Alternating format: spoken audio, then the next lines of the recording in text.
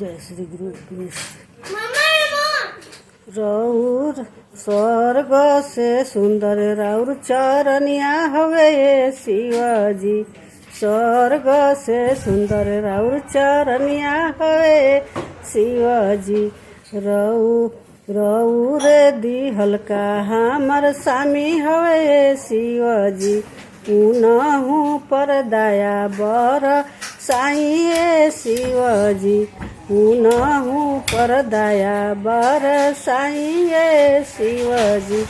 रउए दी हल्का हमर बेटा हवे शिवाजी।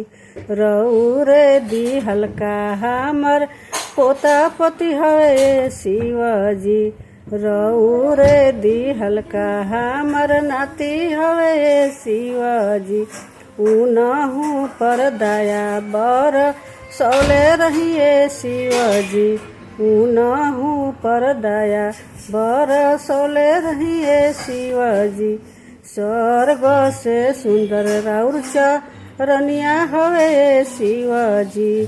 स्वर्ग से सुंदर राउर चरनिया हवे शिवाजी। जय शिव जी।